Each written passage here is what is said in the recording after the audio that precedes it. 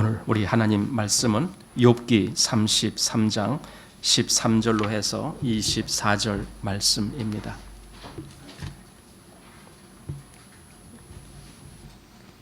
욥기 33장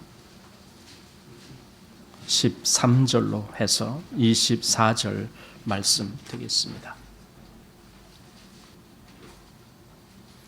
자, 우리 말씀을 같이 읽겠습니다. 하나님은 모든 행하시는 것을 스스로 진술치 아니하시나니 내가 하나님과 변증함은 어찌미뇨. 사람은 무관히 여겨도 하나님은 한 번 말씀하시고 다시 말씀하시되 사람이 침상에서 졸며 깊이 잠들 때에나 꿈에나 밤의 이상 중에 사람의 귀를 여시고 인치듯 교훈하시나니 이는 사람으로 그 꾀를 버리게 하려 하심이며 사람에게 교만을 막으려 하심이라. 그는 사람의 혼으로 구덩이에 빠지지 않게 하시며 그 생명으로 칼에 멸망치 않게 하시느니라.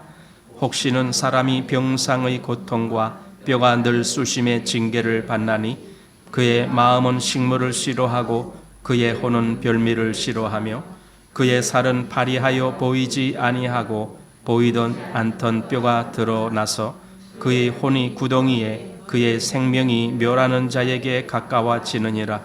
그럴 때에 만일 인천 천사 가운데 하나가 그 사람의 해석자로 함께 있어서 그 정당히 행할 것을 보일진대 하나님이 그 사람을 긍휼히 여기사 이르시기를 그를 건져내어 구덩이에 내려가지 않게 하라. 내가 대성물을 얻었다 하시니라.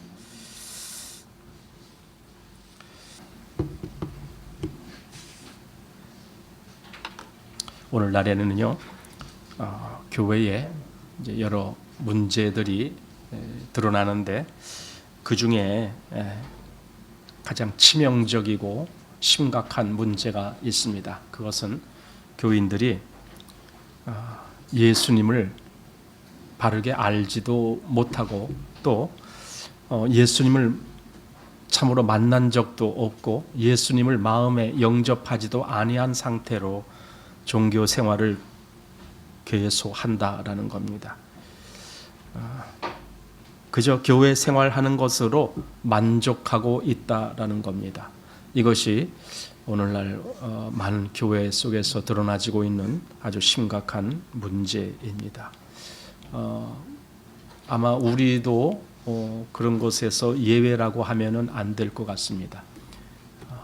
어느 교회나 이런 것에 대해서 경계를 해야 되고 과연 우리는 바른 신앙의 길을 걷고 있느냐라는 이 문제를 늘 심각하게 생각해야 된다고 봅니다.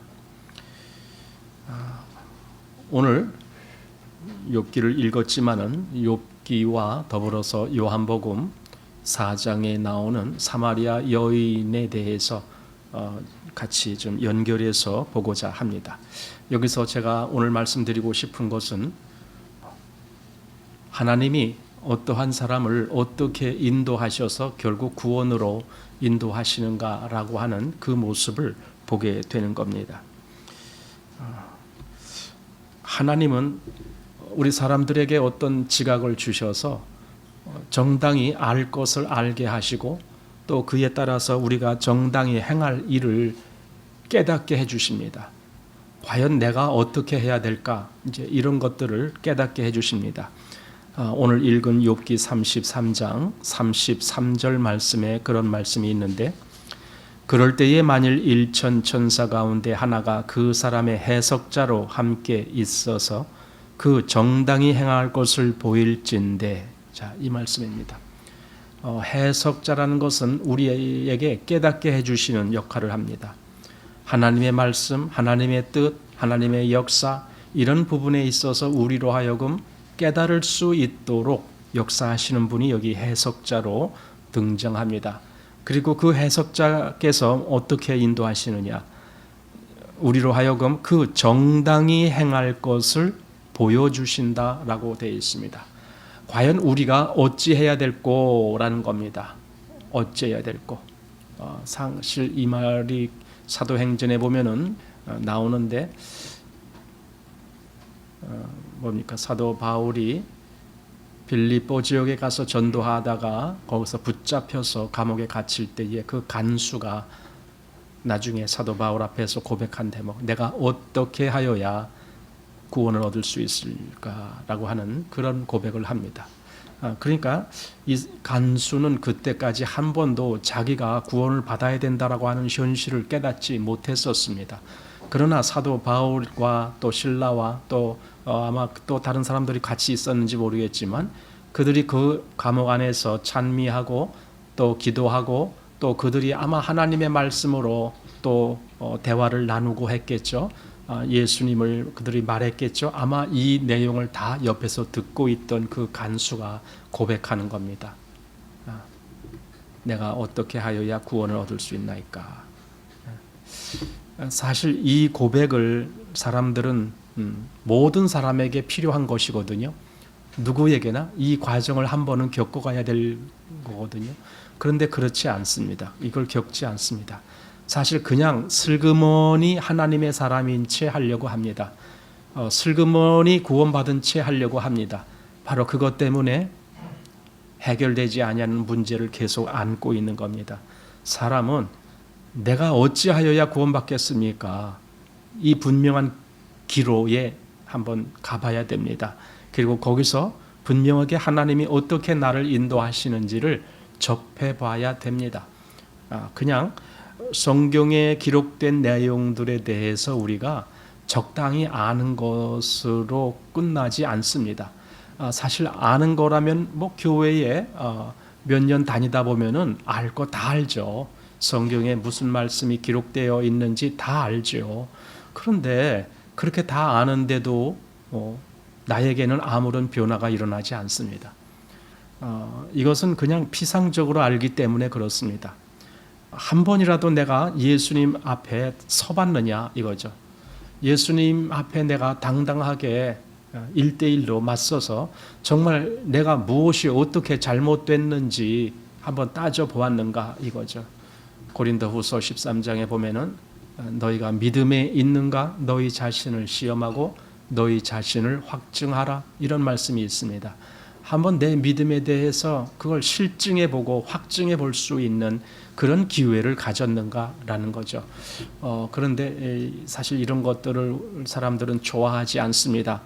자기의 실체가 드러나는 것을 사람들은 좋아하지 않습니다. 우리는 어떻게 해서든지 자기를 미화하고 싶습니다. 나는 그래도 바른 사람이야. 나는 그래도 다른 사람들보다 나아. 늘 이렇게 보여지기를 원합니다. 그래서 어느 날 자기가 조금이라도 다른 사람보다 못하다는 것이 드러날 때에는 아주 불쾌하게 여깁니다. 다른 사람들은 다 아는데 나만 모르고 있어. 이제 이런 걸 엄청 싫어합니다. 그러다 보니까 자꾸 숨기게 됩니다. 숨기고 자기한테 이루어지지도 않았는데도 이루어진 것처럼 가장을 합니다. 꾸미는 거죠. 이런 걸 보고 외식이라고 합니다. 오늘날 교회에서 얼마나 많은 외식이 드러나고 있는가. 실제로 하나님을 알지도 못하고 하나님에 대한 믿음에 불분명한 상태에 있음에도 불구하고 자기의 믿음이 잘못됐다라고 고백하는 사람을 보기는 엄청 힘들어요. 정말 자기의 믿음이 잘못됐다라고 고백하는 사람을 만난다면 아마 우리는 그 사람을 붙잡아 주고 싶을 거예요. 그 정도로 아주 귀한 사례가 돼버리고 있습니다.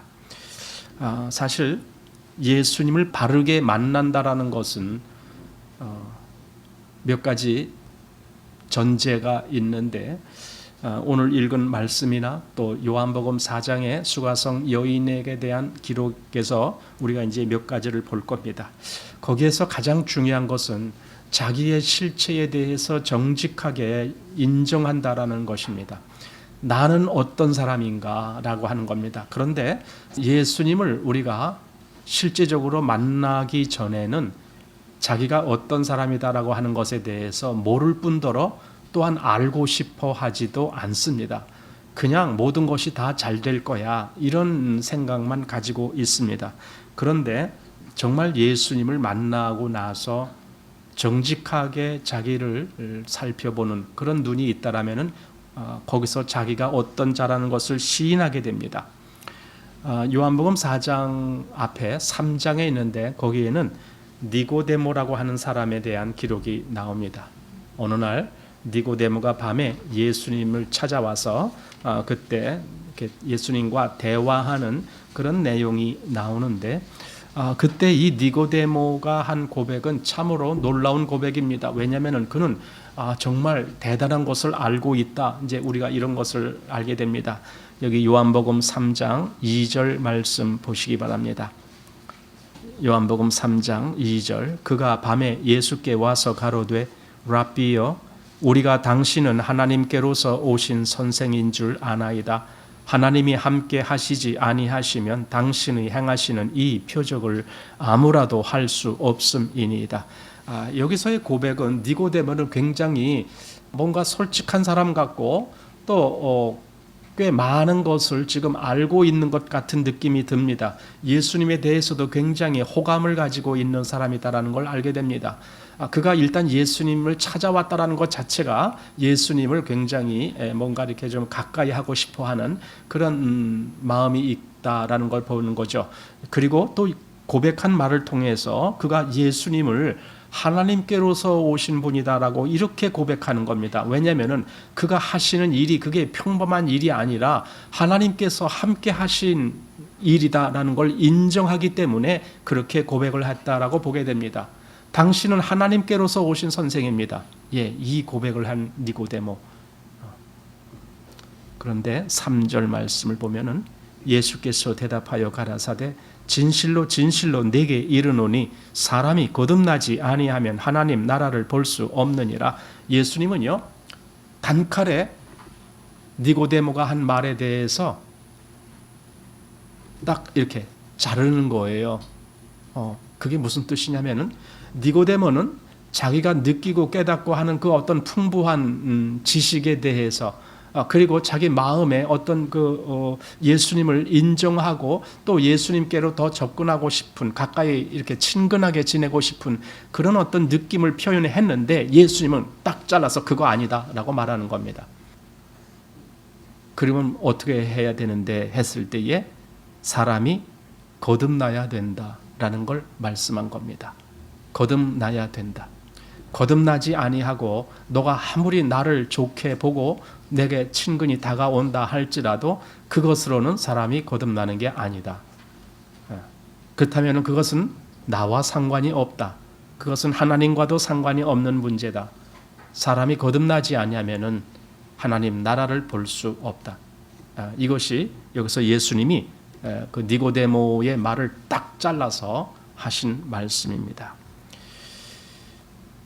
니고데모는 그 말을 몰랐습니다. 거듭남이 무엇인지에 대해서 몰랐습니다. 사실 니고데모가 좀 정직하다라고 느껴지는 것이 바로 그런 것입니다. 그래도 니고데모는 이 앞에서 뭐라고 말씀되어 있느냐 하면은 유대인의 관원이다라고 되어 있고 바리새인이다라고 되어 있습니다. 그럼 바리새인과 유대인의 관원이란 말은 그 당시에 최고의 어떤 종교적으로 그리고 사회적으로 높은 위치에 있는 사람이다라는 겁니다. 다른 사람들이 볼 때에는 우러러보는 그런 위치입니다. 일단 바리새인이라고 하는 그 말 자체가 종교적으로 대단히 다른 사람들로부터 존경을 받고 굉장히 바른 신앙생활을 한다라는 평을 듣는 그런 사람들이 바로 바리새인이었습니다. 거기다가 이 사람은 관원이라고 하는데 이것은 정치적으로도 굉장히 높은 지위에 있는 사람입니다. 오늘날 같으면 아마 국회의원 정도가 되겠습니다. 이렇게 관원이다라고 했습니다. 그러니 이 사람의 신분이 얼마나 고상하고 얼마나 대단합니까? 그런데도 불구하고 그 사람은 예수님 앞에 나와서 뭔가 자기가 더 알아야 되는데 더 알지 못하고 있는 현실에 대해서 아마 그것을 지금 이야기하고 있는 것 같습니다. 그때 예수님이 사람이 거듭나지 아니하면 하나님 나라를 볼 수 없다 이렇게 말씀하시니까 그 말씀에 대해서 아마 그냥 자기의 신분이 그렇게 고상하고 높은 신분이라면은 예수님 저 이미 거듭났어요 아마 이렇게 하고 말 겁니다. 오늘날 많은 사람들한테 이 이야기를 해보면 대개 그런 대답을 합니다. 저 벌써 거듭났어요. 저 벌써 오래됐습니다. 저 예수 믿은 지 오래됐고요. 교회 생활한 지도 오래됐고요. 지금은 직분을 감당하고 있습니다. 이렇게 대답을 합니다. 아마 니고데모가 그런 식으로 대답을 했다라면요, 예수님은 더 이상 그와 이야기하지 않았을 겁니다. 그렇지만은 니고데모는 솔직하게 말합니다. 거듭남에 대해서 그게 뭔지나 모르겠습니다. 이렇게 말합니다. 여기 4절 말씀이 바로 그겁니다. 니고데모가 가로되 사람이 늙으면 어떻게 날 수 있삼나이까? 두 번째 모태에 들어갔다가 날 수 있삼나이까? 굉장히 아주 초보적인 수준의 말 같은 말이지만 니고데모는 이 말을 고백할 수밖에 없었습니다. 왜냐하면 모르니까. 나 거듭나는 것이 뭔지 모릅니다. 그래서 마치 초등학생이나 할 만한 그런 말을 여기서 니고데모가 합니다. 다시 어머니 배에 들어갔다가 또 나오는 그것이 거듭나는 겁니까? 이런 식으로 되물었습니다. 이게 얼마나 초보적인 지식의 말 같습니까? 니고데모가 만약에 자기가 그런 말을 한다라는 것은 자기 체면에 전혀 어울리지 아니하는 그런 말이다라는 것을 알았지만 그래도 니고데모는 그 말을 합니다. 그만큼 니고데모의 마음에는 뭔가 자기가 알고자 하는 강한 욕구와 그리고 자기 자신에 대해서 뭔가 속이고 싶지 아니한 그 어떤 실체가 있다라는 걸 그걸 알고 있는 겁니다. 그걸 표현한 거라고 볼 수 있습니다. 예수님이 다시 대답을 해 주십니다. 예수께서 대답하시되 진실로 진실로 내게 이르노니 사람이 물과 성령으로 나지 아니하면 하나님 나라에 들어갈 수 없느니라. 그리고 육으로 난 것은 육이요 성령으로 난 것은 영이니 내가 내게 거듭나야 하겠다 하는 말을 기히 여기지 말라. 여기서 거듭난다는 것이 무엇인지를 예수님이 분명히 말씀했습니다. 육으로 난 것과 영으로 난 것, 즉 성령으로 난 것이 있습니다. 육으로 난 것, 그 상태에서는 그냥 육이다. 육으로 났다라는 것은 우리가 보편적으로 한번 부모님으로 말미암아 태어난 것을 뜻합니다. 그것이 육으로 난 것입니다. 그런데 그것은 죽을 때까지 육입니다. 육은 아무리 높은 교육을 받아도 아니면 여기 니고데모처럼 바리새인이라고 하는 아주 열심히 종교 생활하는 그 속에 포함되어 있다 할지라도 육은 그냥 육입니다. 그가 비록 세상에서는 관원이라는 높은 신분을 가졌을지라도 육은 그냥 육입니다. 육은 변하지 않습니다. 육은 그냥 육입니다. 육으로 난 것은 육이요. 그렇다면 어떻게 해야 되는데? 성령으로 나야 된다라는 말씀을 합니다. 성령으로 나야 된다. 성령이 나를 바꾸어 줘야 된다 그 말입니다. 성령이 내 안에 뭔가 새로운 어떤 역사가 있게 해야 된다 이겁니다. 그런데 그렇게 되기 전에는 그냥 육이다라는 겁니다. 그리고 사실 기독교 또는 교회에 출석하는 많은 사람들이 대부분 이런 상태에 직면했음에도 불구하고 자기를 시인하지 않습니다. 그냥 뭐 다 됐어 이렇게 다 됐어 그러면서 열심만 냅니다. 열심. 물론 열심은 좋은 겁니다. 우리는 모든 일에 열심을 내는 것은 좋은 겁니다. 그러나 여기 도대체 무엇을 위한 열심인지를 알아야 됩니다. 내가 도대체 뭘 하고 있는 건가? 내 상태가 거듭나지도 아니했는데 내가 무엇을 위해서 열심을 내고 있는가? 이것은 알아야 되잖아요. 자, 이런 대화를 통해서 예수님이 계속 이어갑니다. 9절 말씀 니고데모가 대답하여 가로되 어찌 이러한 일이 있을 수 있나이까? 이것은 니고데모가 도대체 나는 그 일이 뭔지 모르겠습니다. 성령으로 난다라니요. 도대체 그 말이 무슨 뜻입니까? 나 모르겠습니다. 이 말이에요. 이거 모르면 모른다라고 시인하는 것이 참 필요한 것 같아요. 그냥 어떤 대화 성경적으로 어떤 말을 이렇게 이어갈 때 사람들은 그냥 살짝 이렇게 미소를 띄우면서 그런 건 염려 없어요. 나는 이미 다 그렇게 된 거려. 이런 식으로 자기를 표현하려고 합니다. 그러나 그것이 무슨 의미가 있습니까? 우리는 세상에 살면서 많은 어떤 세상에 살아가는 지혜를 배웁니다. 세상에 살아가는 지혜가 뭐냐면은 내 속마음을 다 드러내지 아니하고 그걸 감추는 거예요. 그게 지혜예요. 세상 사람들에게는 내 속마음을 다 드러내면은 내가 늘 손해보게 되어 있어요. 그러니 속에서는 여러 가지 복잡한 생각을 갖고 있어도 겉으로는 안 그런 척 해야 되는 거예요. 그래서 살짝 미소를 띄우는 거예요. 도대체 성령으로 거듭나는 게 뭡니까? 난 그거 모르니 좀 내게 좀 알려주십시오. 차라리 이렇게 말하는 것이 정직한 거죠. 그런데 알지도 못하면서 아는 것처럼 내가 정말 성령으로 거듭나지도 아니했는데도 다 된 것처럼 이렇게 하고 일반적으로 교회에 다닙니다. 그래서 교회에 문제가 생기는 겁니다. 그러나 여기 니고데모는 나 그거 모르겠습니다 라고 솔직한 고백을 하는 거예요. 그때 예수님이 한 말씀 더 하십니다. 10절 보십시오. 예수께서 가라사대 너는 이스라엘의 선생으로서 이러한 일을 알지 못하느냐? 자, 이게 얼마나 창피한 말씀을 지금 니고데모에게 하는 말입니까? 니고데모가 이 말을 들을 때에는 얼마나 이게 부끄러운 말입니까? 너 이스라엘 선생이잖아. 왜냐하면 너가 바리새인이고 너가 관원 아니냐? 그럼 너가 이스라엘 선생 노릇하는 사람인데 도대체 성령으로 난다라는 말이 무엇인지 여지껏 모르고 있었느냐? 이렇게 아주 노골적으로 예수님이 니고데모의 마음속을 꽉 이렇게 찌르는 그런 말씀을 한 겁니다. 예, 이런 말이 우리에게도 가끔 들려야 됩니다. 우리의 마음에 우리의 아주 그 정곡을 찌르는 말, 나의 실체를 찌르는 말, 그런 말이 우리 귀에 들려야 됩니다. 그래야 뭔가가 바뀌어집니다. 그렇지만 그런 일은 좀처럼 일어나지 않습니다. 왜냐하면 우리는 우리의 마음에 아주 두꺼운 갑옷을 입혀놓고 있습니다. 아주 두꺼운 갑옷을, 어떤 말씀의 창이 접근해 와도 뚫지 못하도록 아주 두꺼운 갑옷을 탁 이렇게 무장하고 있기 때문에 웬만큼 말을 해서는 그 마음에 이것이 베껴지지가 않습니다. 그러나 정말 마음에 이것이 꽂혀질 필요가 있습니다.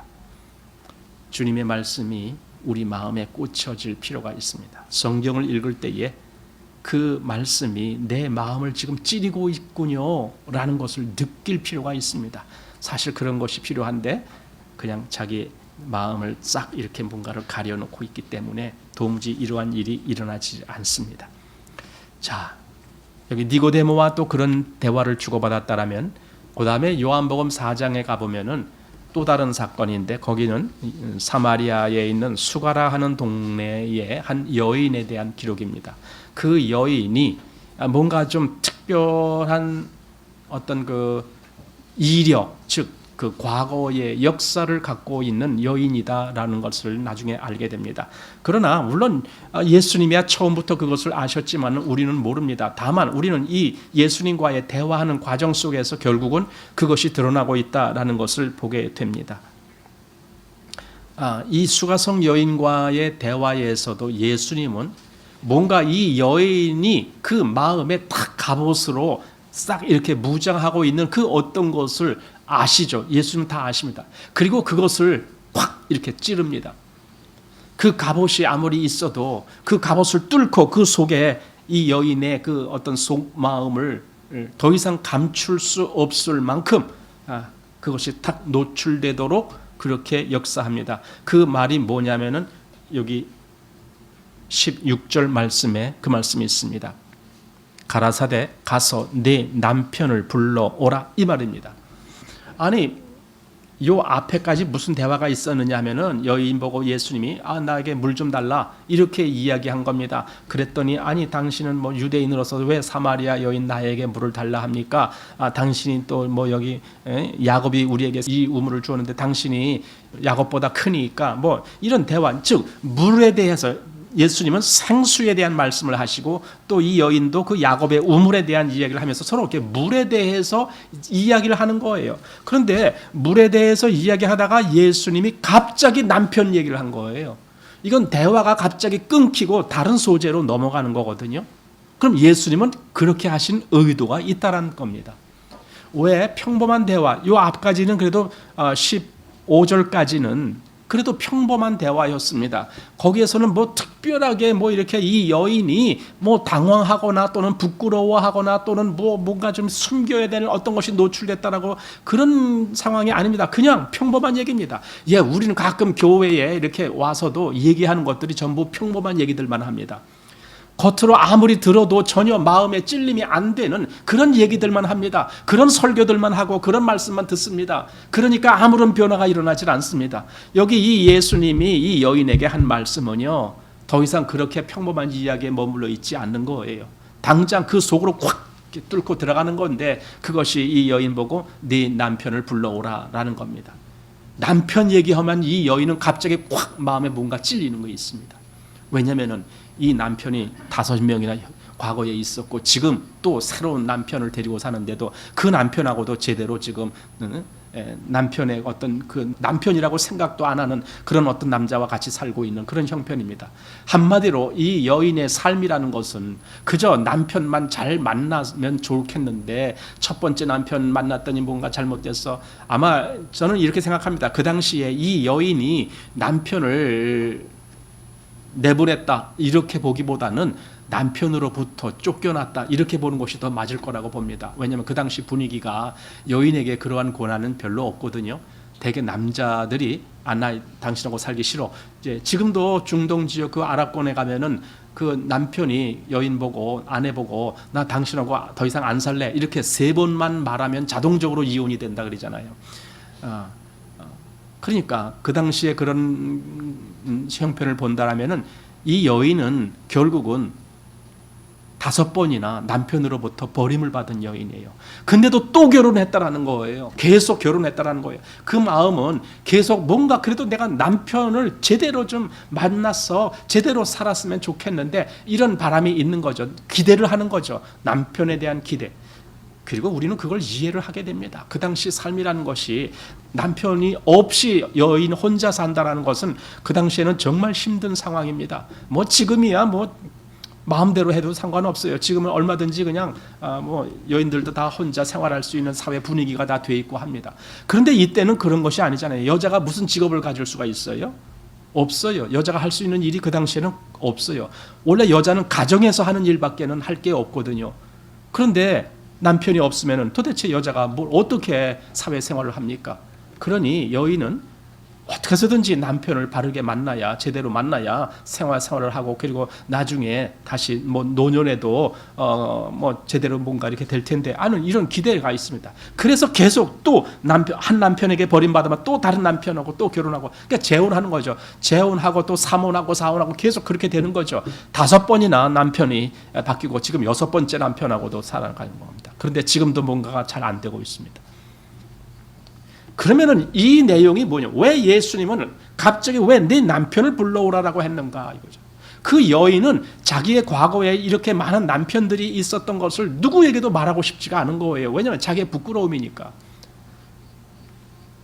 뭔가 자기가 지금 그 남편의 마음에 들지 않는 어떤 것이 있기 때문에 남편으로 계속 버림을 받게 되는 그러한 과거가 이렇게 몇 번씩 반복되고 있는데 그걸 누구에게 말하고 싶겠어요? 우리는 자기의 어떤 그 부족한 거라든가 자기의 연약한 어떤 면이 있으면 그걸 끝끝내 감추고 싶어 하잖아요. 그런데 이 여인도 아마 남편에 대해서 감추고 싶었는데 가서 내 남편 불러오라라고 딱 찌르는 겁니다. 아까 니고데모에게는 너는 이스라엘의 선생으로서 그런 것도 아직도 알지 못하느냐 이렇게 찔르신 예수님이 지금 여기 여인에게는 네 남편을 불러오라라고 그렇게 했습니다. 남편을 어떻게 불러옵니까? 지금 있는 남편도 제대로 남편 관계가 아닌데. 그러니까 이 여인으로서는 더 이상 그것을 할 수가 없다는 걸 알게 된 겁니다. 자기 실체가 드러나는 겁니다. 내가 여지껏 남편만 계속 몇 번씩 바꾸면서 그러한 삶을 살았다라고 하는 자기 실체가 딱 드러난 겁니다. 예수님이 일부러 그렇게 끌고 가시는 겁니다. 예수님으로부터 정말 이 어떤 그 중요한 어떤 뭔가를 얻으려면은 이 순간 뭔가 자기가 끝끝내 감추고 싶어 하는 그 어떤 실체가 예수님하고 딱 마주쳐야 됩니다. 그래서 예수님 앞에서 자기가 시인될 수 있어야 됩니다. 예수님, 사실 나는 그런 자입니다. 나는 그런 자입니다. 내가 여지껏 숨기고 살았지만 내가 더 이상 주님 앞에 이것을 숨길 수가 없군요. 나는 그런 자입니다. 저도 제가 젊었을 때에 교회는 어려서부터 다녔지만은 그냥 다닌 거예요. 한마디로 그냥 교회 생활을 했습니다. 교회 여러 번 다니다 보면은 뭐 익숙해지는 거죠. 그러다 보면 교회에서 또 이런저런 일까지도 합니다. 조금 이제 뭐 청년 정도 되면은 대개 교회에서는 주일학교 반사를 시켜줍니다. 주일학교 반사도 하고 뭐 중고등부 학생들도 인도하게 되고 또 교회엔 또 성가대라는 것이 또 있습니다. 대개 이제 청년들은 또 그걸 또 합니다. 성가대도 하고 뭐 이렇게 합니다. 그리고 그냥 교회 다니는 거예요. 나 교인이고, 나도 예수 믿어. 학교에서 무슨 설문 조사할 때는 항상 기독교인에다가 동그라미 치는 거죠. 나 기독교인이야 이렇게. 제가 군대에 있을 때에도, 군대에 있을 땐 제가 군종을 했습니다. 매주일 예배에 설교를 합니다. 군종이 그때 설교를 했습니다. 제 군종병이. 물론 이제 거기 군종 목사님도 계시지만은 우리 여단의 목사님이 한 분 계시는데 여단 본부에서 그분은 계시기 때문에 저는 그 대대에 있기 때문에 각 대대마다 대대가 뭐 여러 개가 한 10개가 넘는 대대가 있으니까 그 대대별로 군종들이 다 이제 알아서 예배를 집도합니다. 그럼 예배를 하는 거야. 도대체 무슨 설교를 할 건가요? 그게 항상 고민이었습니다. 매주일 설교를 해야 되는데 무슨 설교를 할 거냐고요. 내 안에 뭔가가 있으면은 그 있는 걸 가지고 설교를 하면 될 텐데 아무것도 없으니까 그냥 내가 예수님을 알고 하나님을 알고 성경을 아는 것은 그냥 대충 피상적으로 아는 것뿐이니까 그걸 가지고 뭐 몇 번이나 설교하겠어요. 한 뭐 서너 번 설교하면 다 동나지. 그러니까 그 다음에 또 찾는 것이 뭐냐?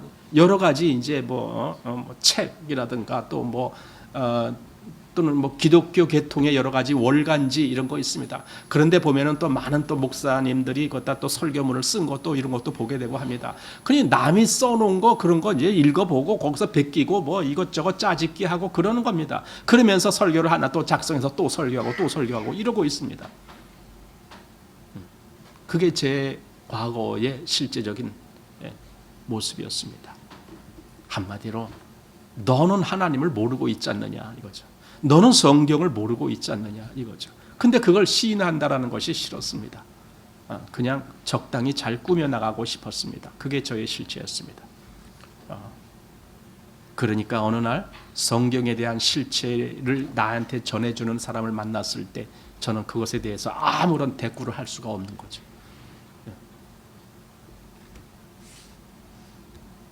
오늘 욥기를 읽었습니다. 사실 욥기에도 오늘 지금 우리가 요한복음 3장이나 4장에서 니고데모나 또는 수가성 여인과의 그 대화 속에서 되어지는 일이 구약의 욥기에 욥에 대해서도 그 일이 이루어졌습니다.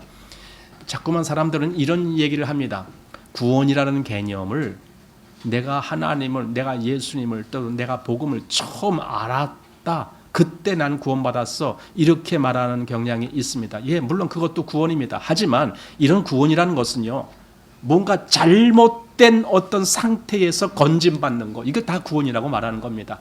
내가 신앙생활을 잘못하고 있는데 거기서 내가 어느 날 건짐받는 거, 이것도 구원이라고 이야기합니다.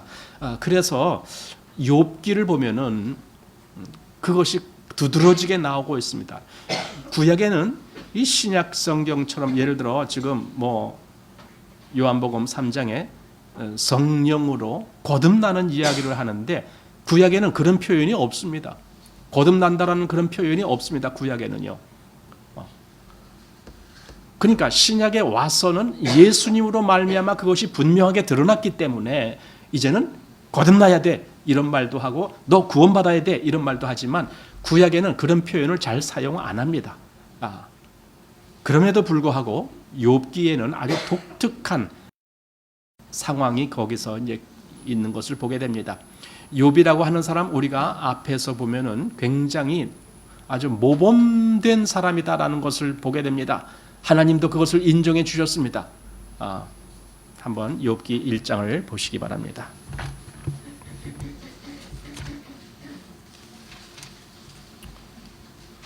1장 1절 말씀. 우수 땅에 욥이라 이름하는 사람이 있었는데 그 사람은 순전하고 정직하여 하나님을 경외하며 악에서 떠난 자더라.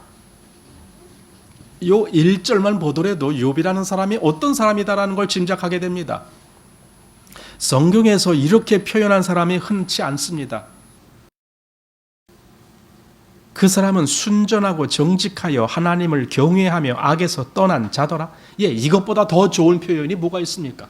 어떤 사람을 만약에 칭찬한다 할 때 이것보다 더 좋은 칭찬이 어디 있겠습니까? 그러니까 욥은 그 정도로 굉장히 다른 사람들에 비해서 아주 모범적인 그러한 삶을 살았던 사람입니다.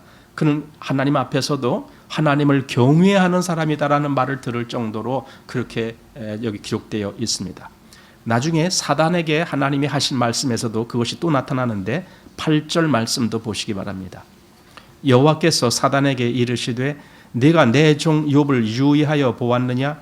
그와 같이 순전하고 정직하여 하나님을 경외하며 악에서 떠난 자가 세상에 없느니라. 예, 이 말 아까 1절에서 읽은 말씀 그대로 하나님이 사단에게 하신 말씀입니다. 그러니까 욥을 굉장히 뭔가 아주 그 훌륭한 위치에 있는 사람 이렇게 우리가 느낄 정도로 여기 말씀이 기록되어 있습니다. 그런데 이상한 일이 벌어지는 겁니다. 이상한 일이 벌어져요. 우리가 다 알고 있듯이 욥에게 갑자기 큰 일이 닥칩니다. 욥의 그 모든 재산이 하루아침에 다 날아갑니다. 그 당시 재산이라고 하는 것이 주로 가축들입니다. 그 가축, 뭐 소, 양, 염소, 뭐 이런 것을 가축, 그걸 이제 재산을 삼는데 그게 그냥 하루아침에 다 붙잡혀가고 다 죽고 막 이렇게 합니다. 근데 그것이 끝이 아니었습니다. 욥의 자녀가 10명이 있었는데 그 10명이 하루아침에 다 죽어버립니다. 큰아들 뭔가 거기서 뭐 같이 잔치를 하느라고 다 모여 있었는데 그때 갑자기 뭐가 집이 무너져 갖고 다 깔려서 죽었습니다.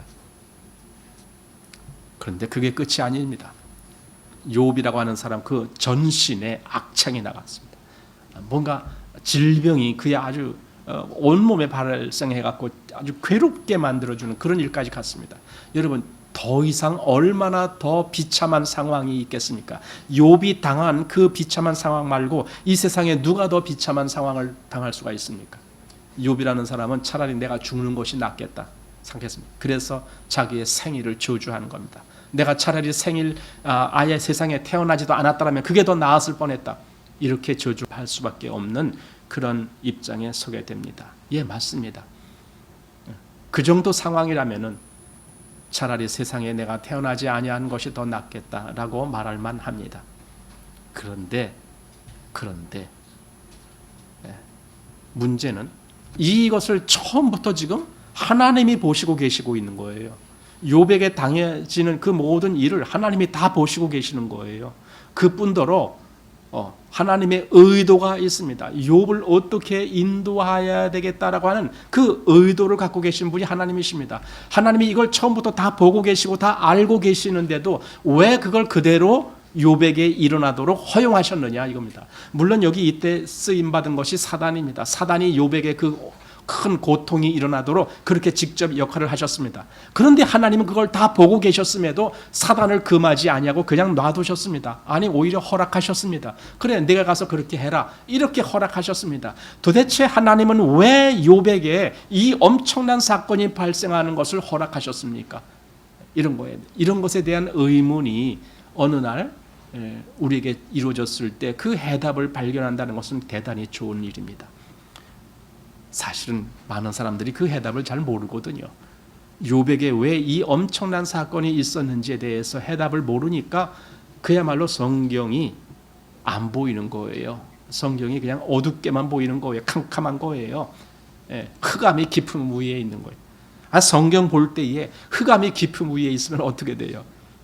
그런데 그 상태에 그냥 만족하고 있습니다. 아니 안 보이면은 나 안 보입니다 라고 고백을 해야 되잖아요. 나 도대체 성경이 왜 이런 말씀을 하는지 난 모르겠습니다. 여기 욥기에 왜 이런 일이 기록되는지 난 모르겠습니다. 지금 그것 좀 깨닫게 해주십시오 하나님. 이렇게 구해야 될 거 아닙니까? 근데 구하지 않아요. 모르면서도 그냥 아는 척을 하고 있는 거죠. 예, 이게 문제인 거죠. 아는 척을 하고 있습니다. 그런데 오늘 읽은 33장은 엘리후라고 하는 사람이 욥에게 해주는 말입니다. 이제 32장부터 엘리후라는 사람이 나타나서 그 말을 해주고 있는 겁니다.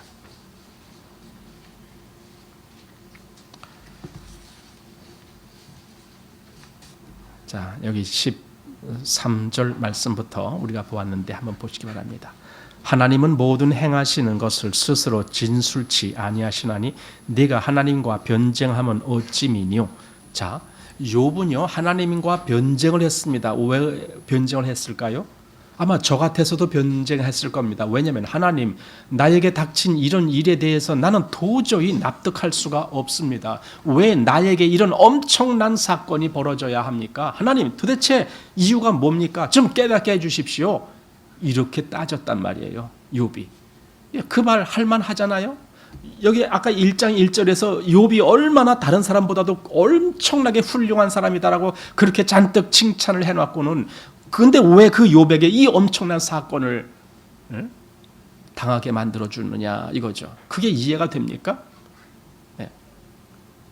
구약 시대에는 대개 권선징악이라고 하는 그런 것이 그 어떤 한 주류를 이루고 있습니다. 권선징악, 선은 권하고 악은 징벌한다. 하나님도 그런 하나님이다 이렇게 보는 거예요.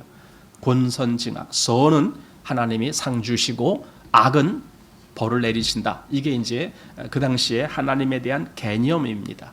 하나님은 그런 하나님이다 이렇게 생각하는 겁니다. 그러니 욥이 이렇게 자기가 얼마나 바른 삶을 살았는데도 이런 재앙을 내린 하나님을 어떻게 이해를 하겠습니까? 욥은 갑자기 뒤통수를 얻어맞은 거죠. 그런데 이제 엘리후라는 사람이 나타나서 욥에게 하나님의 실체를 깨닫게 해주는 거예요. 보여주는 거예요. 하나님의 실체. 너가 여지껏 하나님은 권선징악이나 하는 하나님인 줄 알았지? 그러나 하나님의 실체를 알면 너는 놀랄 거야.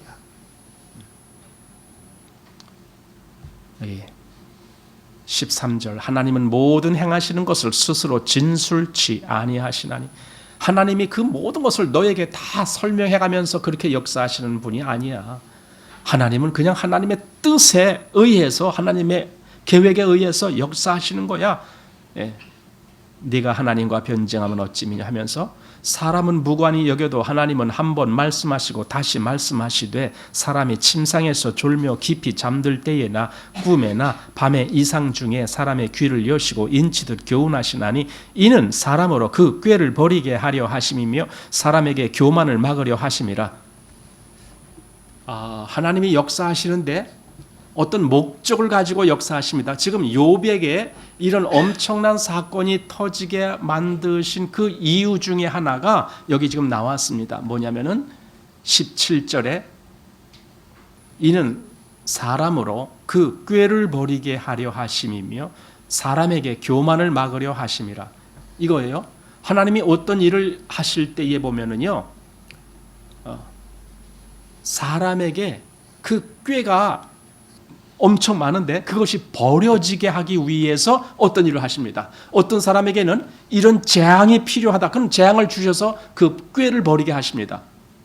이렇게 말하면은, 아니 나는 꾀 없어요. 이렇게 나는 꾀 없어요. 또 교만, 나는 교만하지 않아요. 자꾸 사람들은 이렇게 자기를 미워합니다. 그런데요, 사람은요 다 꾀가 있고 다 교만합니다. 너나 말할 필요가 없습니다. 사람이요, 늘 우리가 사람 하면은 생각하는 게 뭐냐면 아담의 후손입니다. 아담의 후손. 아담이 얼마나 꾀를 냈는지 아십니까? 하나님이 그랬죠. 너 내가 먹지 말라 한 나무 실과를 먹었느냐? 했더니 아담이 뭐라 그래요? 하나님이 주신 저 여자가 나를 꾀물어 내가 먹었나이다. 이러는 거예요. 저 여자가 내게 줬기 때문에 내가 먹었나이다. 이 말이 무슨 말이냐면요, 나는 잘못 없어요. 그 얘기거든요. 나는 잘못 없고 저 여자가 나한테 줬기 때문에 내가 먹은 거예요. 그러니 잘못은 저 여자한테 있어요. 근데 저 여자는 하나님이 주신 여자예요. 그러면 잘못은 하나님한테 있는 거 아닙니까? 누가 저 여자 달라 그랬습니까? 하나님이 저 여자 괜히 줘갖고 나한테 있어서 지금 나한테 이거 당신 먹어봐요 하고 나한테 준 게 저 여자예요. 이렇게 핑계만 댑니다. 이게 뭡니까? 꾀를 내는 거고 이게 교만한 겁니다. 사람은요, 이 아담의 이 성품을 그대로 다 받고 태어납니다. 그래서 다 교만합니다. 다 교만해요. 우리 전도서 7장을 한번 보십시오. 욥기 다음에 시편, 잠언, 그리고 전도서입니다. 전도서 7장 29절 말씀 보십시오. 전도서 7장 29절 같이 읽어요. 시작. 나의 깨달은 것이 이것이라 곧 하나님이 사람을 정직하게 지으셨으나 사람은 많은 꾀를 낸 것이니라. 사람이 처음에 지음을 받을 때, 하나님이 처음 사람을 지을 때는 정직하게 지으셨다라고 되어 있습니다. 그런데 사단으로 말미암아 중간에 자기들이 어떻게 꾀를 내는지를 알게 된 거예요. 사람들이. 뭐 그 당시에 사람이라면 아담하고 하와 두 사람밖에 없었지만 어쨌든 그들이 그렇게 자기들의 꾀를 내는 것을 알았기 때문에 그 남자는 저 여자가 줘서 먹었다라는 걸 핑계대는 거고, 또 그 여자는 뱀이 나를 꾀므로 내가 먹었나이다 이렇게 핑계를 대는 거죠. 자기가 잘못했다라고 하는 이 정직한 고백을 하지를 못하고 있는 거예요. 근데 그게 지금도 그래요. 잘못을 실제로 자기가 해놓고도 그걸 인정 안 하려고 그러는 거야. 꼭 다른 데서 원인을 찾는 거예요. 우리 무슨 일이 안 되면은 이건 너 때문에 안 된 거야. 누구 때문에 안 된 거야. 뭐 그래서 우리 말에 그런 거 있잖아요. 안 되면 조상 탓이라고. 조상님들 탓하는 거예요. 조상님들이 나를 제대로 도와주지 않았기 때문에 내가 오늘날 이렇게 사업도 실패하고 뭐 또 안 되고 뭐 이런 거. 여러분 그게 뭡니까? 이게 꾀쟁이라는 거예요. 자기가 잘못하고 자기가 게으르고 자기가 모자르고 자기가 뭔가 힘을 내질 않고 뭐 이런 것에 대해서는 정직하게 인정 안 하고, 누구 때문에, 너 때문에, 예를 들어 뭐 어떤 사장이면 직원들 몇 명 고용했는데 그 직원들이 형편 없어갖고 일이 안 됐어 뭐 이렇게 계속 누구한테 핑계만 대는 거예요. 여러분 하나님을 만난 사람은요 어느 날 이게 깨어지는 거예요. 이건 남에게 핑계댈 문제가 아니고 내가 그런 자구나, 내가 그런 자구나, 이것이 보여져야만 됩니다. 그리고 그것이 보여져야만 진짜 그 다음 단계로 넘어가게 돼 있어요. 그 보여지지 않으면 계속 그 상태에 머물러 있습니다. 진보가 안 됩니다. 이게 사람들은 많은 꾀를 낸 것이라고 했는데 사실은 욥이 그랬습니다. 우리는 욥을 굉장히 성실하고 좋은 사람이다라고만 생각했지만은 욥이 그 세 친구들과 대화하는 속에서 보면은 욥이 얼마나 자기라고 하는 그 자기의로 가득 차 있는지. 자기의라는 것이 뭐냐? 나는 잘못 없어요. 이게 자기의예요. 실제적으로 또 그렇게 행동을 합니다. 그게 맞게끔, 그게 이 시대에 와서는요, 그게 율법적인 행동입니다. 율법은요, 자기의를 드러내게 만들어줍니다. 왜냐면 율법은 이렇게 잘해야 돼, 이렇게 잘해야 돼, 계속 그걸 가르쳐 주니까. 그러면은 율법에서 배운 사람은 계속 나 이렇게 잘했다, 나 이렇게 잘했다, 그것만 드러내는 겁니다. 그 결국 자기의입니다. 그게. 그나마 그것도 못한 사람은 말할 것도 없고, 율법으로 최고로 잘했습니다 하는 게 자기의를 드러내는 겁니다. 자기의. 그런데 문제는 그걸로는 하나님을 알 수가 없어요. 그걸로는 예수님을 알 수가 없어요. 자기의를 아무리 잘 드러내도요, 예수님을 몰라요. 그게 아까 우리가 읽은 니고데모예요. 바리새인이기 때문에 그는 얼마든지 철저하게 자기의에 맞는 그런 생활을 했던 사람입니다. 그럼에도 불구하고 예수님이 딱 한마디, 사람이 거듭나지 않으면 하나님 나라를 볼 수 없다, 그 한마디를 이해하지 못하는 거예요. 그걸 몰라요. 못 알아들어요. 왜? 그는 자기의만 쌓아갔지 실제적으로 예수님이 누군지도 모르고 자기의 본질에 대해서도 아는 것이 없어요. 자기가 거듭나지 않았다라는 것을 알지도 못하고 있어요. 그러니까 그 말을 들었을 때 당황하는 거예요. 도대체 거듭나는 게 뭐냐? 다시 어머니 배에 들어갔다 나와야 되는 말이냐? 뭐 이렇게 이야기를 하는 겁니다. 하나님은요, 역사하실 때 꾀를 버리게 만드십니다. 꾀. 그리고 그 꾀는 교만인데 교만을 꺾게 하십니다. 그것이 여기 17절에 나온 말씀입니다. 그런데 다시 그 앞에 14절, 욥기 33장 14절입니다. 사람은 무관히 여겨도 하나님은 한 번 말씀하시고 다시 말씀하시되 사람이 침상에 졸며 깊이 잠들 때에나 꿈에나 밤의 이상 중에 사람의 귀를 여시고 인치듯 교훈하시나니 이는 사람으로 그 꾀를 버리게 하려 하심이며 사람에게 교만을 막으려 하심이라. 하나님은요, 계속 뭔가가 나에게 들려지게 만들어 주셨다 그 말이에요. 꼭 뭐 우리가 성경책을 읽을 때 그때만이 아닙니다. 우리의 생활 속에서 하나님은 나에게 계속 뭔가를 말씀해 주시고 있습니다. 내 이 꾀를 버리게 하는 그 어떤 길에 나를 계속 그렇게 가게 하려고 뭔가를 인도해 주십니다. 때로는 그것이 여기 욥의 경우는요, 욥의 모든 일이 하루아침에 싹 망해버린 거예요. 그것이 끝이 아닙니다. 욥의 자식들이 하루아침에 싹 죽어버린 거예요. 그게 끝이 아닙니다. 욥의 온 몸이 악창으로 그냥 범벅이 되게 만들었습니다. 왜 그랬느냐고요. 여기 지금 해답이 그겁니다. 욥의 꾀 그리고 욥의 교만, 그걸 버리게 하려고 하나님은 그 역사를 하시는 거예요. 그렇다면 우리에게 때때로 어떤 일이 있었을 때에 이 문제가 혹 이거 아닐까? 내가 그동안 얼마나 꾀를 가지고 살았는지. 사실 우리는 하나님을 믿는다라고 하면서도 많은 꾀를 가지고, 그게 뭐냐 하면은요, 손해보지 않을 만큼만 하나님 믿는 거예요. 이게 꾀예요. 내가 손해보지 아니할 만큼만, 그것은요, 내가 좀 시간적으로 여유가 있고 또는 어떤 금전적으로 여유가 있고 그럴 때는 얼마든지 그 부분에 대해서 난 하나님께 헌신을 해. 그러나 내가 바쁠 때는 하나님 잠시 좀 가십시오. 나 지금 이것이 나 급합니다. 이러고 살잖아요. 그게 뭐예요? 꾀를 부리는 거죠. 하나님 앞에서. 아니, 우리가 뭘 배워요? 율법의 강령이 뭐라고 그랬습니까? 마음을 다하고 힘을 다하고 뜻을 다하여 주 너희 하나님을 사랑하라. 그 말은 하나님을 첫째로 사랑하라, 그 말입니다. 그러면 우리는 거기에 아멘 합니다. 그런데도 조금만 내가 뭔가 일이 터지고 조금만 내가 뭐가 바쁜 일이 있고 뭐 그러면 하나님 잠시 좀 비키세요. 나 지금 이거 바빠서 나 지금 이거부터 해야 되겠습니다. 이러고 있잖아요. 이런 게 꾀거든요. 그런데 하나님은 어느 날 내가 그렇게 꾀쟁이로 꾀 부리는 것을 어느 날 딱 치는 거예요.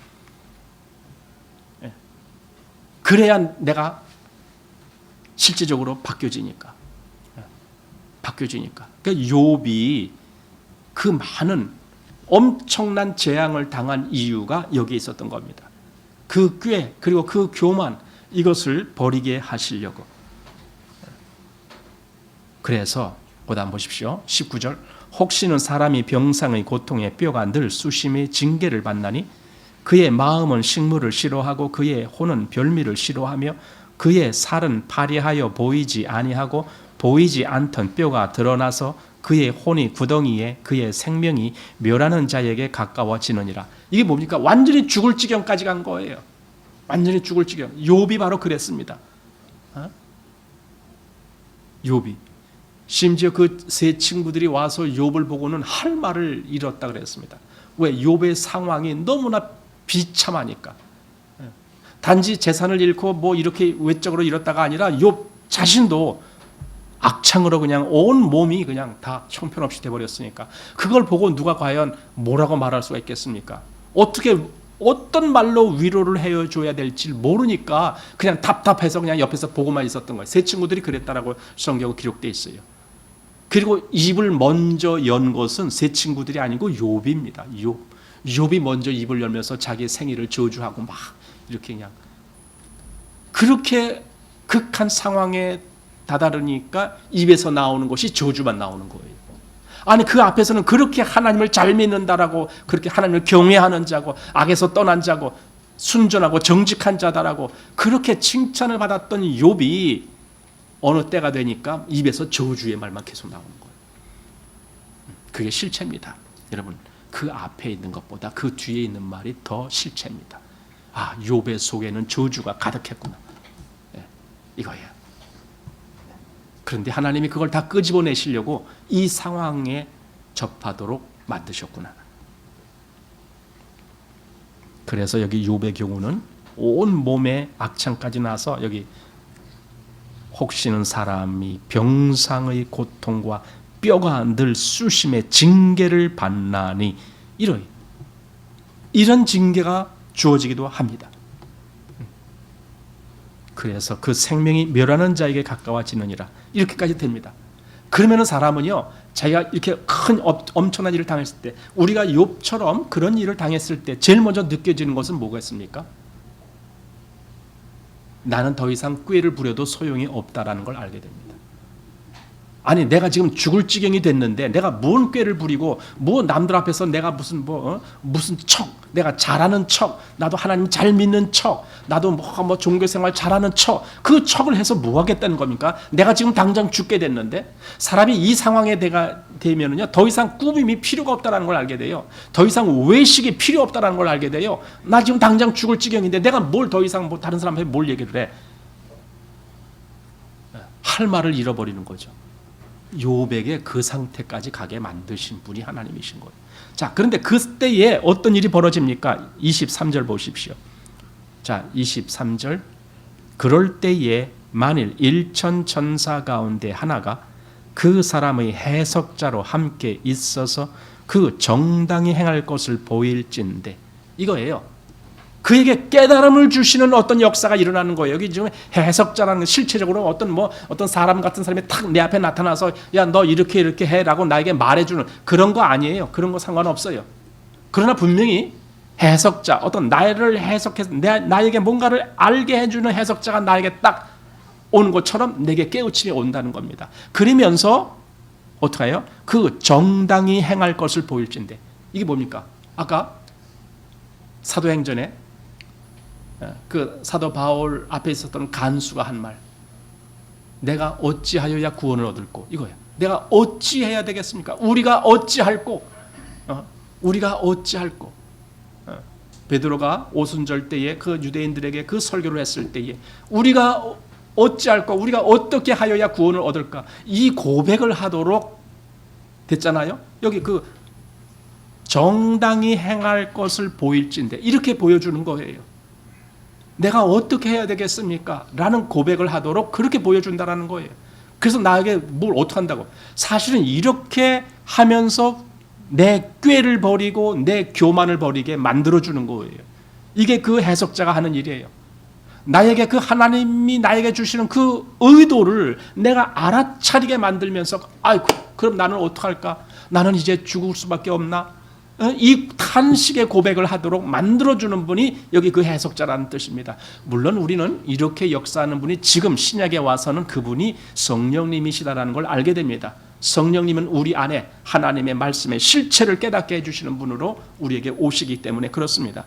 그래서 그 정당히 행할 것을 보이는 그 상태까지 가는 거예요. 하나님, 나는 이제 죽게 됐습니다. 내가 어찌해야 되겠습니까? 내가 어찌해야 구원을 얻을 수 있겠습니까? 내가 어찌해야 하나님 앞에 바르게 갈 수 있습니까? 나는 그동안 내가 잘하는 줄 알고 있었는데 이제 와 보니까 그게 아니었습니다. 하나님, 내 안에는 교만이 가득하고 꾀가 가득한 자였습니다. 내가 이제 어찌해야 되겠습니까? 이 상태에 갔을 때 그의 마음에 해답이 들려지는 거예요. 그게 그 다음 절입니다. 24절 보십시오. 하나님이 그 사람을 긍휼히 여기사 이르시기를 그를 건져서 구덩이에 내려가지 않게 하라. 내가 대속물을 얻었다 하시리라. 하나님의 해답이 바로 이겁니다. 하나님이 나의 이 모든 꾀, 나의 이 모든 교만, 이런 것에 대한 잘못을 대속물에서 해결을 하시는구나. 하나님이 그렇게 하신다라고 말씀하시는구나. 대속물은 내 죄값을 치르는데 내가 치르는 것이 아니라 다른 것이 치르게 만들어준다. 이것이 대속입니다. 그런데 여러분, 대속물이 지금 우리에게 오셨잖아요. 그분이 예수님이 아니십니까? 예수님이 나 대신 십자가에서 죽으셨다는 걸 우리가 알잖아요. 그분이 나를 위한 대속물로 하나님 앞에서 죽음을 당하신 분 아닙니까? 지금 여기 24절에 있는 이 말씀은 이건 신약적인 해석을 우리에게 보여주는 말씀이에요. 구약에 나타난 신약입니다. 그래서 내가 대속물을 얻었다. 사실 율법에는요 대속물이라는 게 없잖아요. 물론 제사법에는 나와요.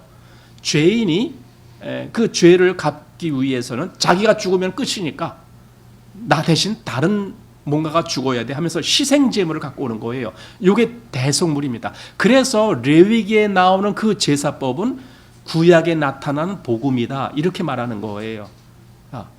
사실은 율법에서는요 대속물이 아니라 본인이 다 갚아야 돼요. 그래서 율법을 어겼을 때는 본인에게 징벌이 가해지는 거예요. 때로는 죽음을 당하기도 하는 거예요. 그런데 그럼에도 불구하고 대속물이 있다는 걸 말씀했고, 그리고 여기 욥기에서도 대성물을, 하나님이 내가 대성물을 얻었어. 그 말이 뭡니까? 더 이상 너의 잘못을 내가 묻지 않겠다. 그 뜻입니다. 나의 모든 죄를 다 덮어주겠다. 그 뜻입니다. 덮어주겠다. 대성물을 얻었기 때문에 그런즉 그 살이 어린아이보다 연하여져서 소년 때를 회복할 것이요. 그리고 26절 보십시오. 그는 하나님께 기도함으로 하나님이 은혜를 베푸사 그로 자기의 얼굴을 즐거이 보게 하시고 사람에게 그의 의를 회복시키시느니라. 의를 회복시켜 주신대요. 여러분, 우리가 의가 회복된 거 아십니까? 어떻게 회복됐어요? 로마서 3장 23절 뭐라고 되어 있습니까? 거기 한번 보시기 바랍니다. 로마서 3장. 자, 로마서 3장 23절, 24절 2절 같이 시작. 모든 사람이 죄를 범하였음에 하나님의 영광에 이르지 못하더니 그리스도 예수 안에 있는 구속으로 말미암아 하나님의 은혜로 값 없이 의롭다 하심을 얻은 자 되었느니라. 여러분, 우리는요, 우리가 값을 치른 것이 없어요. 값 없이 의롭다함을 얻었어요. 어떻게 해서 그렇게 의롭다함을 얻을 수 있습니까? 문제는 하나님이 대속물을 얻으셨기 때문에 그래요. 우리가 죄값을 치러야 되지만 하나님은 우리로 하여금 죄값을 치르라고 하지 않고 하나님이 대신 치를 당신의 독생자를 보내신 거예요. 이것이 대속물이에요. 우리는 대속물이 하나님 앞에 합당하게 드려졌기 때문에 우리가 의롭다함을 얻게 된 겁니다. 여기 그 의를 회복시키시느니라. 의가 우리에게 회복되도록 만든 겁니다. 그 앞에 모든 사람이 죄를 범하였음에 하나님의 영광에 이르지 못하더니, 이거예요. 하나님의 영광에 이르지 못하는 그 형편에 있었지만 하나님이 대속물을 얻었기 때문에 우리의 의가 회복되고 다시 하나님 앞에 설 수 있는 그 은혜가 우리에게 주어지는 겁니다. 욥에게, 사실 욥기는 구약이지만은요, 이건 신약과 연결되는 말씀이고 그것이 욥에게 실제가 된 겁니다. 그래서 욥이 나중에 어떤 고백을 합니까? 욥기 40장을 한번 가보십시오. 의가 회복된 사람의 고백이라는 것이 도대체 뭘까? 이렇게 했을 때 욥기 40장 3절 말씀 보십시오. 욥이 여호와께 대답하여 가로되 나는 미쳐나오니 무엇이라 주께 대답하리까? 손으로 내 입을 가릴 뿐이로소이다. 내가 한두 번 말하였사온즉 다시는 더하지도 아니하겠고 대답지도 아니하겠나이다. 여기까지, 여기 욥의 말입니다. 그러면은 여기서 욥이 뭘 고백한 겁니까? 나는 미쳐나오니, 자기 실체를 깨달은 겁니다.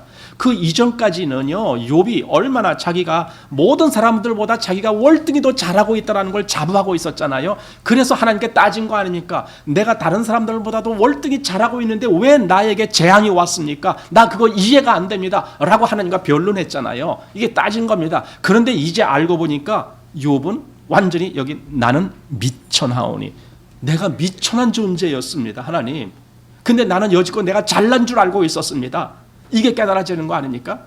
하나님을 만나는 길이 바로 이렇게 연결되는 겁니다. 하나님이 우리를 구원하러 인도하실 때에 바로 이걸 깨닫게 해주시려고 때때로는 우리에게 어떤 재앙도 만나게 하시는 거예요. 욥처럼 내가 미천한 존재인데 내가 이걸 몰랐습니다. 내가 더 이상 할 말이 없습니다. 여기 손으로 입을 가릴 뿐이로소이다. 내가 할 말이 없어요. 더 이상.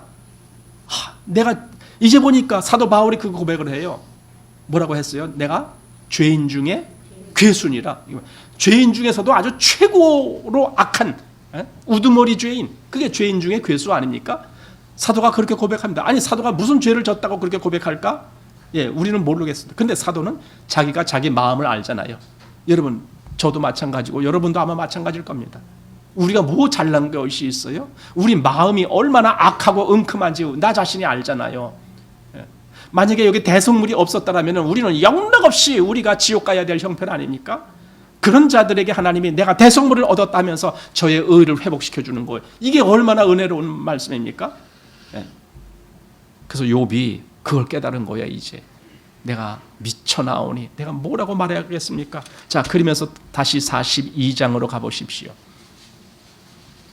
42장 1절 욥이 여호와께 대답하여 가로되 주께서는 무소불능하시오며 무슨 경영이든지 못 이루실 것이 없는 줄 아오니 이제 하나님이 크신 하나님이시다라는 걸 알게 되는 거예요. 내가 감히 그 크신 하나님하고 맞대결을 하려고 했다라는 자신이 얼마나 엄청난 죄를 범했는지 그걸 알게 되는 거예요. 하나님과 한번 맞대서 내가 말하고 싶습니다. 하나님 내가 대답해 보십시오. 막 이랬잖아요.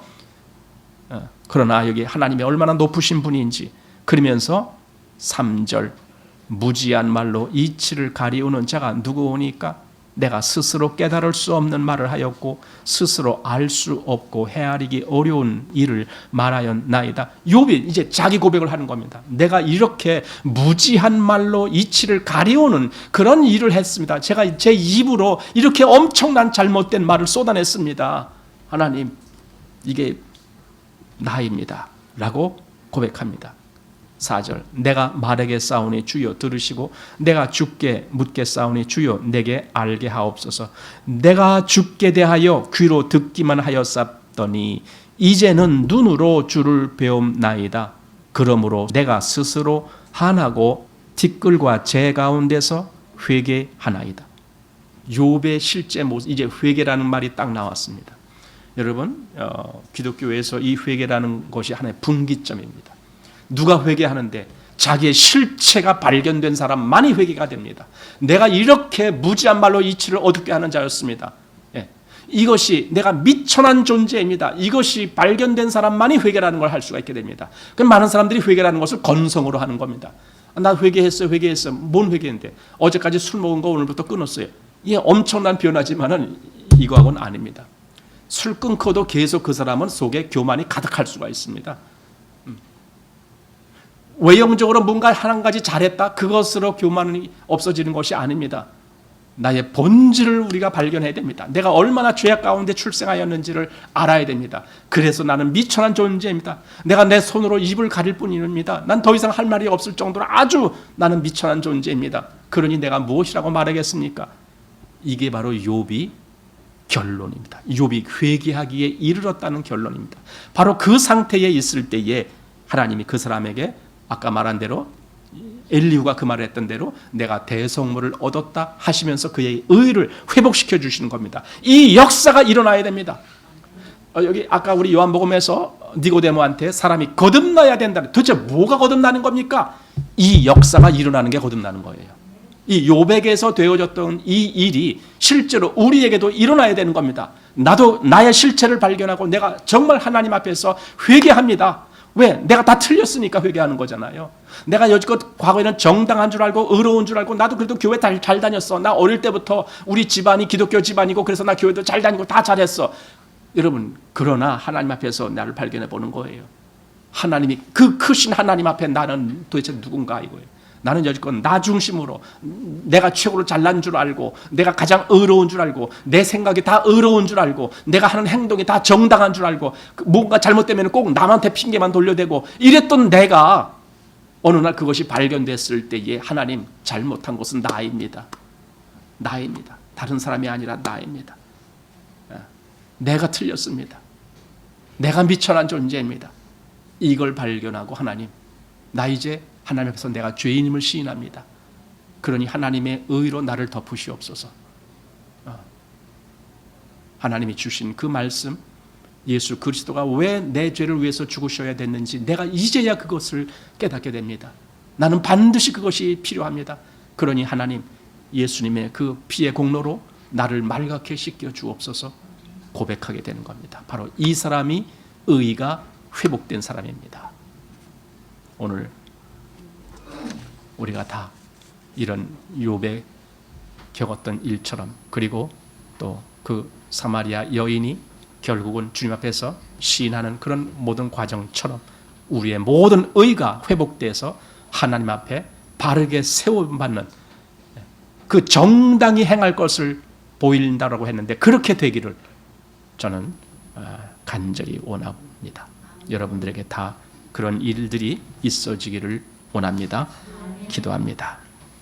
아버지, 이 말이 우리 귀에 더 크게 들려져서 욥이 당했던 일처럼, 또는 사마리아 여인이나 또는 니고데모에게 당해졌던 일처럼 우리에게도 우리가 더 이상 자신을 숨기고 가리우는 것이 아니라 나의 실체를 고백하고 내가 이런 자입니다 라는 시인을 하며 진정으로 회개하는 마음이 되어서 하나님이 회복시켜 주시는 그 의가 우리 모두에게 다 이루어지게 하여 주옵소서. 예수님 이름으로 기도하옵나이다. 아멘.